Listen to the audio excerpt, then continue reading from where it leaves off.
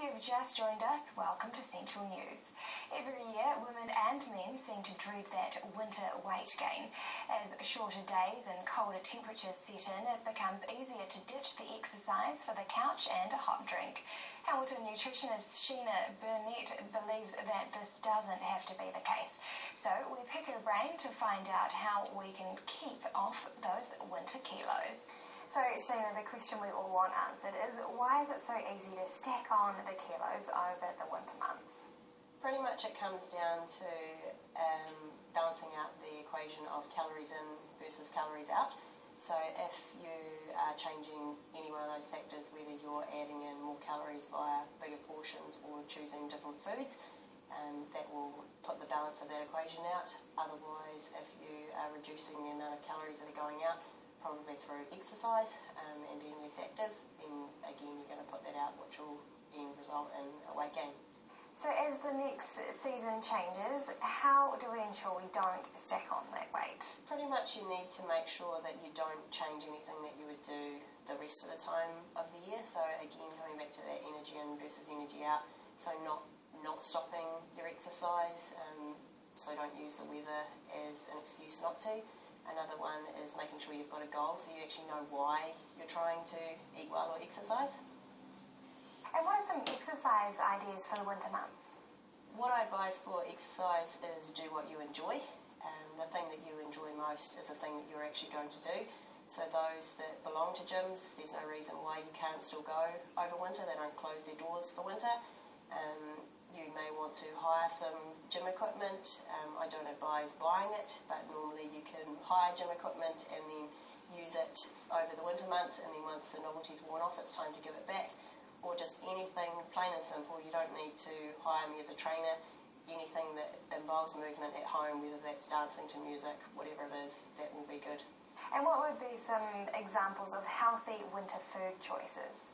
There's no great food that's the be-all and end-all or the wonder food at all.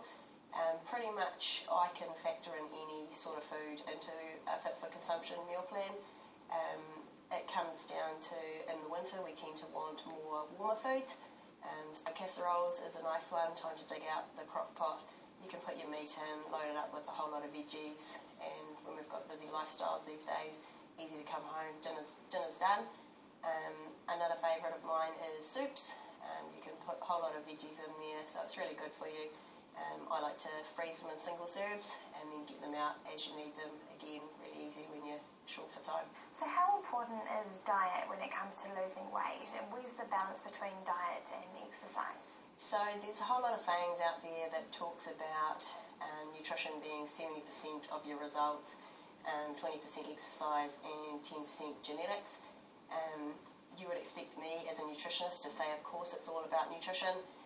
I let the evidence come through from my clients. There's so many that will say to me, I wish I'd come to you sooner, or I've been at the gym for years and I haven't got anywhere, and now 6 weeks of following a meal plan and I've already got results that are worth talking about. So yeah, nutrition is the key. Now, there's a lot of debate around nutritional deficiencies and whether or not supplements and vitamins are a good idea. What would your advice be on this? If you have an actual nutritional deficiency, then yes, supplements are what you do need to get back on top of it. I believe in terms of having everything that you need from your everyday food. If you eat a healthy, varied diet, you can achieve all the nutrients that you need on a daily basis. There will be certain populations that aren't able to achieve it and do need extra top-ups from time to time. I'll only advise those for those that I can't meet their nutritional requirements through their food. Now, the winter months can often make us feel sluggish and tired. So other than the lack of sunlight, what else could be making us feel tired?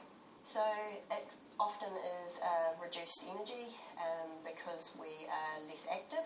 And so if you are less active, you're not moving around as much, then your energy levels drop. And then with that, often what happens is we tend to reach for some higher calorie foods that give us that quick hit, high sugar foods, which then brings your energy levels up and then crash you later again. So you've got a bit of a vicious cycle going on. So making sure you keep those activity levels going even through the wetter months. Another thing that may impact on some people is they tend to neglect your hydration over winter, and then your fluids are down as well, your energy levels are gone. Now, how do we change eating habits within the whole family? So when I write a meal plan for a client, I'm not just writing it for that client, I'm writing it for the whole family, so it takes into account everybody in the family, their likes and dislikes. A good way to get the family involved is getting the children involved with the cooking as well, so they can help with cutting up the vegetables. Depending on the age of the child, it might be a learning experience in terms of what colour's this vegetable. They're then exposed to it. The things that they're familiar with, they're going to then add into their lives later on, further down the track. Also doing all the full meal as a family. There's a lot more satisfaction from the meal. They all eat together, they all have the same thing together. And then everyone's heard of having a family favourite meal. So yeah, that's where things like that get created. And what can viewers do if they would like some help with their nutrition? So all my contact details are on my website, and that's www.fitforconsumption.co.nz, and that's fit for with the number 4. So they can contact me there, and anyone that's on Facebook, you can also search for the Fit for Consumption Facebook page, and you can find tips, motivation, ask questions on there, and the best thing about that one is it's free. And again, that address is fitforconsumption.co.nz. That is the news for today. We really want you to be involved, so like us on Facebook and let us know your views. If you have any news, including your own video or photos, go to our website and hit upload. Thanks for joining us. Hilary will be back tomorrow night with more guests from in and around the region. I'm Amy Forrest. Have a wonderful evening.